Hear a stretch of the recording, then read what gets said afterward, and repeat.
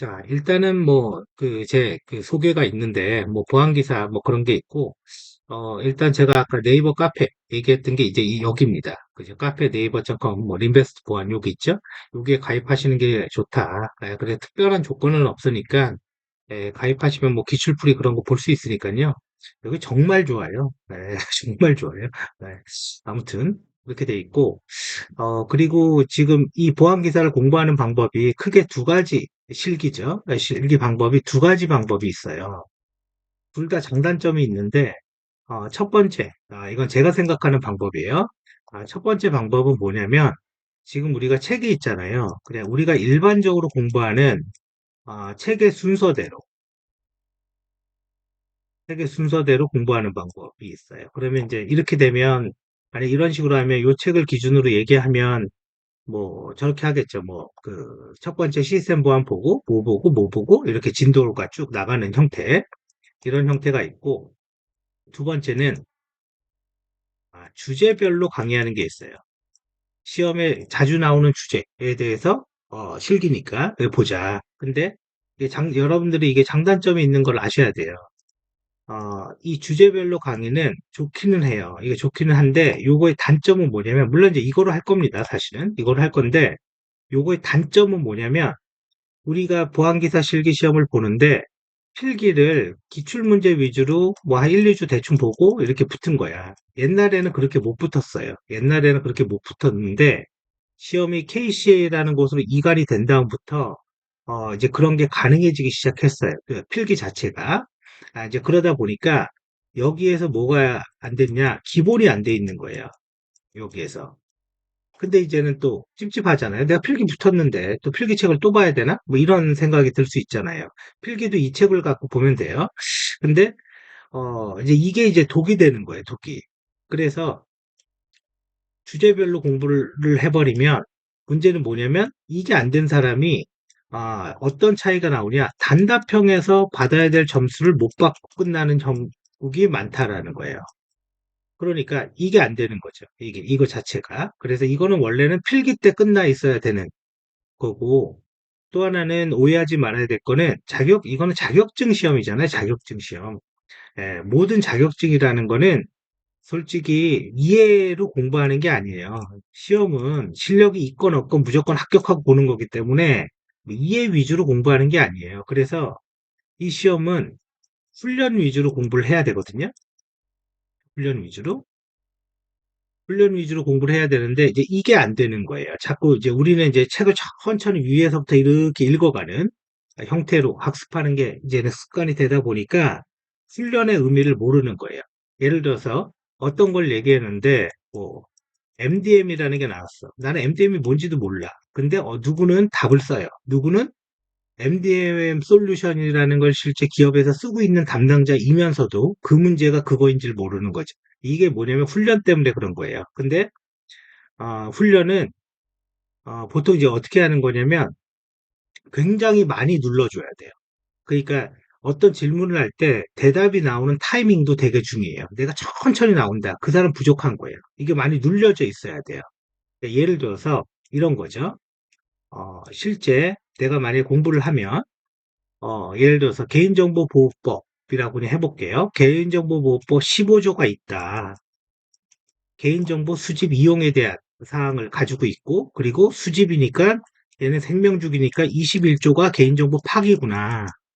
그러면 17조가 남한테 주는 거 제공이구나. 이제 틀을 잡는 거. 남한테 주는 거 제공. 그죠? 그러면 16조, 15에서 16이 빠져 있잖아요. 15에서 16이니까 얘는 수집 출처 통보구나. 그죠? 그럼 여기 18, 19, 20, 요거 빠져 있죠? 그럼 여기서부터 여기까지가 뭐냐면 개인정보는 생명주기니까 생명주기라는 말은 뭐예요? 수집부터 버릴 때까지의 전 과정. 그 과정을 관리하는 게 요거고 22조부터는 22조, 23조, 24조부터는 민감정보, 고유식별자, 주민등록번호 처리 제한에 관련된 사항이 있구나. 그죠? 그러면 누가 물어볼 수 있어요. 고유식별자, 고유식별자가 뭐냐? 누가 이렇게 물어봤단 말이에요. 그러면 자, 아마 23조인가? 22조가 민감이고 23조가 고유식별자. 이걸 거예요. 근데 이 고유식별자에 대해서 누가 물어봤어. 그러면, 어? 나는 이제 기계처럼 주민등록번호, 여권번호, 외국인 등록번호, 운전면허번호가 고유식별자입니다. 이제 다시 한번 물어봤어요. 그러면 혹시 고유식별자에서는 회원번호는 고유식별자가 아닙니까? 이렇게 물어봤어. 그럼 단순 훈련을 한 사람들은요, 고유식별자는 요 네 개입니다. 이렇게 외울 수는 있겠죠. 근데 이게 고유식별자가 아닌가? 나는 몰라. 그렇게 돼야 된다는 거예요. 네, 그게 정상이라는 거예요. 그게.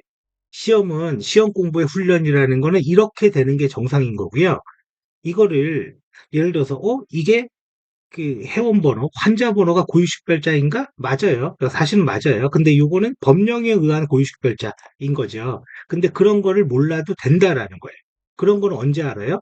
일을 하면서 아는 거예요. 일을 하면서. 일을 하면서 많은 질문을 받아봐서. 그래서 보통은 이렇게 법조항을 이렇게 외우고 요 내용을 외우고 있는 사람들은 공통점이 있어요. 뭐가 공통이냐? 기술이 안 돼요. 기술이 안 돼요. 대부분. 이거 잘하는 사람들은. 그러니까 저는 원래 이런 거 되게 싫어했거든요. 이런 거 외우는 거. 근데 이거 별거 없더라고요. 일할 때, 뭐 조금 외우면 일할 때 내가 편하고 시험 볼 때도 편하니까. 근데 이런 걸 어떻게 외우냐? 그냥 훈련을 통해서 외워야 되는 거야. 훈련을 통해서. 그리고 이 훈련을 통해서 어느 정도 암기가 되면 내가 이걸 가지고 뭘 해야 돼요? 공통적인 사항이 뭐냐? 이걸 보고, 그리고 이게 실전에 어디에 들어가 있냐? 실제 일에. 그거를 파악하면요. 내 머리가 어떻게 되냐? 내 머릿속에서 저 이렇게 어려운 말 쓰는 거 싫어하는데 구조화가 됩니다. 구조화라는 게 뭐예요? 분류가 돼 있다라는 거예요. 근데 누가 여기에서 얘기할 수 있죠. 야, 내가 이거를 다 외울 거면, 이런 식으로 다 외울 거면, 지금 안에 내용은 말도 안 했잖아요, 지금? 이걸 다 외울 거면, 이 자격증 안 하고 만다. 그쵸? 그럼 그것도 일리가 있는 말이에요, 사실은. 뭐 저는 뭐 그게 잘못됐다고 생각하지는 않아요. 그런데 우리가 이렇게 많은 개수의, 사실 개보법 하나만 얘기하고 있는 거잖아요, 지금. 이렇게 많은 개수의 암기를 할 때에 가장 중요한 게 뭐겠습니까? 이게 완전 유니크한 내용, 이것도 완전 유니크한, 아니, 완전 다른 내용이다 이거죠. 100% 다른 내용이면요, 새로운 것들을 6개나 외워야 돼요. 맞죠? 그런데 여기에도 뭐가 있냐? 공통이라는 게 있어요. 공통. 공통. 이 공통을 컴퓨터에서 어렵게 말하면 추상화라고 그러죠. 공통이라는 말이 있어요. 이 공통을 식별해서 그걸 외우면 돼요. 그럼 나머지는 아무것도 아닌 게 돼버리는 거예요. 근데 이런 걸 모르고 그냥 무식하게 이렇게 외워. 그럼 하다가 어떻게 돼요? 지쳐버려요. 사람이 지쳐버리죠. 야, 이거 나 안 따고 말래. 나 이거 안 하고 말래. 그리고 좀 기다리면 뭐, 어? 또 뭐 직무순환 될 수도 있고, 너 뭐 나갈 수도 있고, 그러니까 나 이거 안 할래. 이렇게 되는 거예요. 그런데 이거를 식별하면요. 자, 지금 저희가 그냥 여기서 이제 자격증을 썼는, 요렇게 뭐 보다 보니까 제가 이제 갖고 있는 자격증을 쭉 썼는데, 아, 더 있어요. 이것만큼 더 있어요. 이것만큼 더 있어. 근데 너무 많이 쓰기도 그렇잖아요. 그래서 뭐 쓸 공간도 없고. 자, 이 공통이라는 게 있어서 이 공통을 외운 사람은요, 나머지 이런 것들을 아주 쉽게 외워요. 그러면 그냥 여기부터 먼저 얘기해 볼게요. 여기에서 먼저 외워야 될 공통이 뭘까요? 그거는 바로 15조의 개인정보 수집 이용이에요.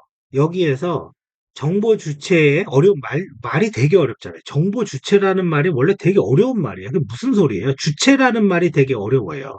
그래서 그냥 고객, 이렇게 딱 쉽게 자기가 이해하기 쉬운 언어로 바꿔주는 게 좋아요. 그러면 고객한테 동의서 받을 때 알려야 될 항목이 4개가 있더라. 첫 번째, 목적, 개인정보 수집 항목. 근데 앞에 와. 개인정보 수집 항목, 개인정보 처리 목적, 이런 거는 다 빼고 외워야 되죠. 그냥 목적, 항목, 그 다음에 보유 및 이용 기간, 불이익에 관한 사항, 이렇게 4개가 있단 말이죠. 4개가. 이게 뭐다? 이게 공통이에요. 이게. 그러니까 단순하게 암기적인 거, 이런 걸 외울 때는 첫 번째는 공통을 식별해야 돼요. 그러면 제가 그랬잖아요. 이게 왜 공통이냐? 이 네 개 암기가 왜 공통이냐라는 거를 한번 생각을 해보세요. 일단 이 네 개 중에 공통이 아닌 게 하나 있어. 그게 요겁니다. 불이익에 관한 사항. 요거. 그러면 목적, 항목, 보유 및 이용 기간이잖아요. 그죠? 그러면 요 글이 들어가는 게 어딜까요? 개인정보보호법 17조에 제3자 제공, 제3자 제공을 할 때 제공을 하는 목적, 제공을 하는 개인정보 항목, 제공의 보유 및 이용 기간, 플러스 제공받는 자가 하나 더 있구나. 제공받는 자. 그 당연히 제공받는 자 있어야 되는 거 아닙니까? 그죠? 누구한테 주는 건데. 그죠? 그러니까 요거 하나 플러스 들어가는 거죠. 그러면 아마 여기 어디인가 뭐 정보 주체 뭐 그런 거 있을 거예요. 개인정보 열람 시에 열람이라는 건 무슨 뜻이죠? 보여준다 그런 뜻이잖아요. 그죠? 열람 시에 열람해야 될 거는 뭐냐? 목적, 항목, 보유 및 이용 기간. 그다음 뭐죠? 제3자 제공. 남한테도 주니까. 그죠? 제3자 제공에 관한 사항. 그다음에 뭐죠? 동의했다라는 사실. 그죠? 이 세 개를 외우니까 사람의 머리는요, 절대로 세 개 이상 못 외워요. 저는 사실은 컴퓨터 관련 모든 시험을 다 붙었어요. 정말로. 모든 증을 다 붙었어요. 제가, 뭐 그렇게, 근데 맨날 공부만 하는 게 아니에요. 공부 거의 안 합니다. 솔직히 공부 안 해요. 제일 싫어하는 거는 책상에 앉아서 공부하는 걸 제일 싫어해요. 왜? 왜?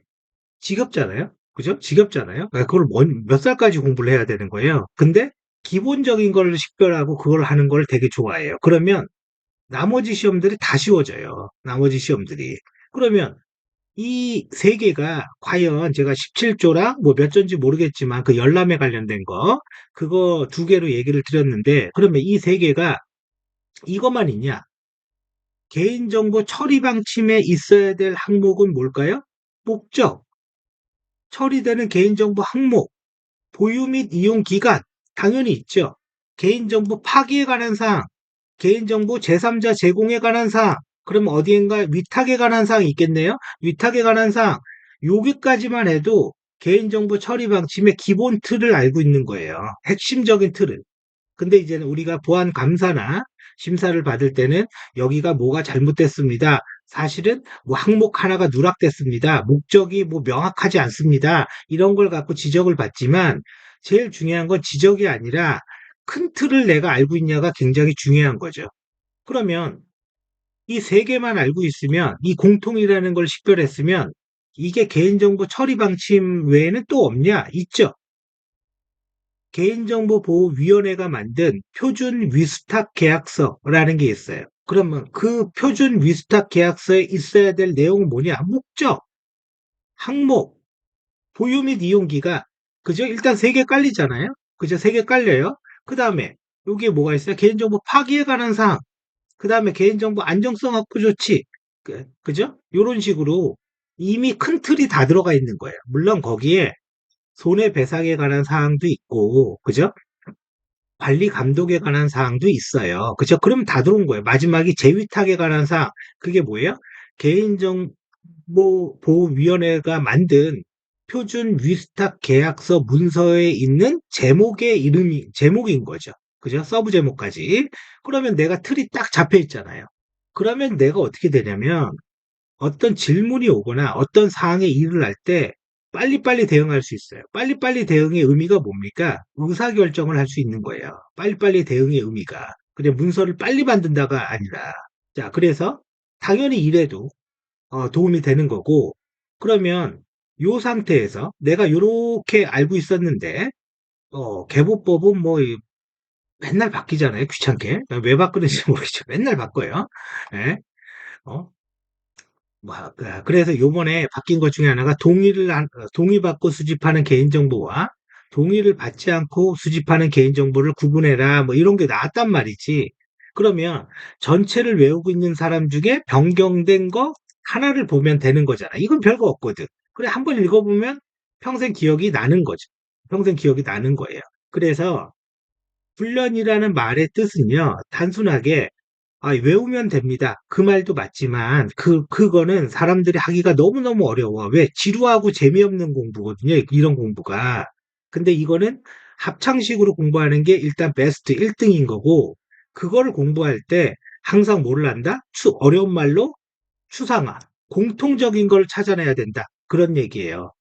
이게 지금 제가 계보법을 가지고 예를 들었지만, 이게 계보법만 이렇게 돼 있는 게 아니라, 우리가 보안이라는 어떤 기술적인 용어도 공통적인 게 있어요. 기술적인 용어도. 똑같아요. 뭐 기술이나 뭐나. 자, 근데 여기에서 가장 주의해야 될 사항이 있는 거죠. 우리가 나는 기술자가 아니어서 난 잘 모르겠는데 뭐 이런 거 뭐 그럴 수 있잖아요. 당연히. 이럴 때는 이 기술적인 용어는요. 위치가 되게 중요해요. 위치가. 어디에 쓰이는 기술이냐. 예를 들어서 어떤 해킹 기법 혹은 해킹 기법을 다른 말로 좀 좋게 하면 뭐죠? 개발 보안. 그죠? 이런 거. 그러면 웹브라우저가 있고, 간단히 먼저 얘기 드릴게요. 웹브라우저가 있고, 웹서버가 있고, DB가 있단 말이죠. 그죠? 요게 이제 가장 기본적인 구조죠. 왜 이거를 이렇게 나눴죠? 이거는 개인정보 안정성 확보 조치의 제8조 접근 통제에 의해서 DMZ 존과 서버 팝을 분리한 겁니다.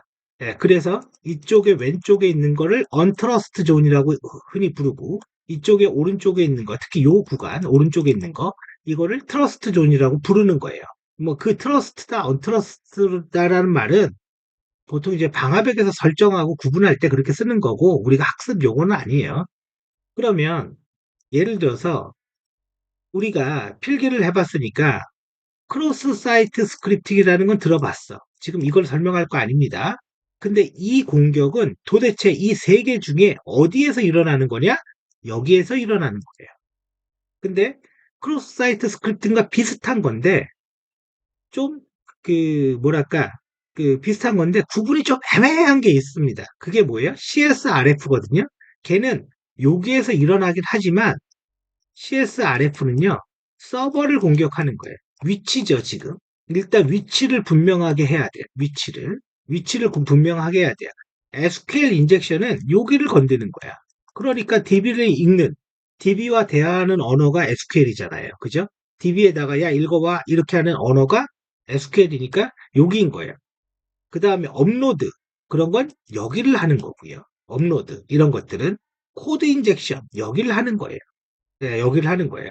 이런 게 분류가 되지 않는 상태에서 사람들이 이렇게 공부하는 거지. 이게 이제는 저런 거죠. SQL 인젝션이라고 있는데 요거는 이제 뭐 그냥 보안을 하든 안 하든 뭐 요즘 뭐 대한민국 사람들은 다 아는 것 같아요. 뭐 5와 1은 1, 뭐 이렇게 넣으면 요 DB에 있는 내용을 가져오더라. 뭐 이런 공격이라 이거죠. 그런데 문제는 뭐냐면 이 세 개가 구분이 돼 있는 사람들은요, 이 단어들이 5와 1은 1이 이 시스템 간에 어떻게 움직이는지 알아요. 이거를. 이걸 알게 돼요. 그래서 이런 식의 문제, 이게 어떻게 해요? 약간 이거는 기술적 보안이죠. 이런 식의 문제를 해결할 수 있어야 돼요. 예를 들어서 이런 거죠. 기출 문제 중에 업로드를 이용한 공격 방법을 다 쓰시오. 그러면 우리가 생각하는 게 뭐예요? 뭐 보안 기사 봤더니 뭐 책 봤더니 웹셀이라고 있더라. 그래서 웹셀을 업로드해서 서버를 공격한다. 그거는 떨어지는 답이에요. 그게 틀린 말은 아닌데 실제 공격하는 다양한 방법들이 있어요. 그리고 그 방법들은 우리 일에 아주 직접적으로 알아놔야 되는 거예요. 안 그러면 우리 서버 해킹 나간다니까요. 예. 저는 이 서버 해킹 당하는 케이스 공공기관에서 많이 봤어요, 정말로. 예, 작년에도 있고요. 재작년에도 당했던데 또 당하고 엄청 많아요. 어떻게 해요? 근데 왜 안 알려져요? 다물고 있으니까. 네, 굉장히 많아요, 생각보다. 근데 이제는 모르는 경우도 더 많아. 그런 게 당했어도 모르는 경우도. 자, 그래서 이 내용의 요지는 뭐냐? 기술적이든 관리적이든 공통적인 거를 찾아서 그 공통적인 거를 머릿속에 넣어야 된다. 그게 전체 정보보안 기사 혹은 정보보안의 기둥과 같은 역할을 해줄 거고, 그게 결론은 중요한 문제에서 점수를 딸 수 있는 거를 해줄 거다. 이제 그런 얘기입니다. 자, 그러면 여기에서 뭐 이해되셨죠? 이해되셨죠? 자, 이거를 잠깐 볼게요. 요거는 여러분들한테 없어요. 이거는 이제 요거와 관련된 내용들은 이제 어딨냐면 여기 이제 카페, 여기 기출풀이 거기에 있는데 제가 보려면 이걸 풀이를 하려고 하는 게 아니에요. 그러니까 지금 여러분들은 이거 없어도 돼요. 자, 정보보안기사 실기 기출문제래. 지금 언제 있었냐면, 7월달, 24년도 7월달에 있던 시험이래요. 자, 제가 지금 궁금한 거는 이거의 풀이를 만들려고 하는 게 아닙니다. 자, 첫 번째 봐볼게요. 패스워드 길이를 변경하기 위한 거래 쭉 있습니다. 그러면 얘는 이 문제는 뭘 보고 출제한 거예요? 저는 사람들이 기출 문제를 중요하게 생각할지 모르겠지만 저는 어떤 시험이건 출제자가 뭐를 보고 내는 거지? 그거에 저는 관심이 많아요. 왜? 기출 문제는 뭐예요? 그쪽이 중요하다라는 뜻인 거지. 그거 자체가 예를 들어서 뭐 똑같이 나온다. 물론 똑같이 나올 수도 있지. 그건 언제? 그냥 점수 가져가세요. 그럴 때. 자, 그러면 그래서 뭘 보고 냈는지를 되게 중요하게 생각을 합니다. 그러면 여기 한번 봐볼게요. 얘는 뭘 보고 낸 겁니까? 취약점 점검 가이드라는 걸 보고 낸 거죠. 이제 정확한 표현은 주요 정보통신 기반 시설이라는 데가 있는데 그 주요 정보통신 기반 시설 안에 상세 취약점 점검 가이드라는 문서를 키사가 만들어줬고 그 가이드를 가지고 낸 거예요. 거기에는 웹도 있고 서버도 있고 보안 솔루션도 있고 DB도 있고 등등 많이 있어요. 근데 그게 다 나오진 않아. 왜? 이게 800페이지거든요. 이것만. 이 페이지가 800페이지예요. 그래서 정보보안 문서 중에 제일 좋은 건 이 문서죠. 사실은 취약점 점검 가이드. 이게 정말 제일 좋은 문서예요. 자, 그래서 그거 갖고 낸 거야. 자, 넘어가 볼게요. 자, 문제 C에서 자, 요게 골 때리는 거예요. 이거는 사실은 우리 입장하고는 별로 관계가 없는 거예요. 이거는 뭐냐면 무선랜의 통신 기술을 낸 거거든요, 지금. 이거는 무선랜 보안도 아니야. 그죠? 무선랜 보안도 아니고 무선랜 통신 기술을 낸 거고 사실은 크게 영향이 없는 거죠. 그래서 여기 하나 써둘게요. 얘는 그냥 무선랜 보안 범주에 아마 이런 문제들은요. 주관기관이 KCA로 변경된 다음에 이런 일이 일어날 거예요.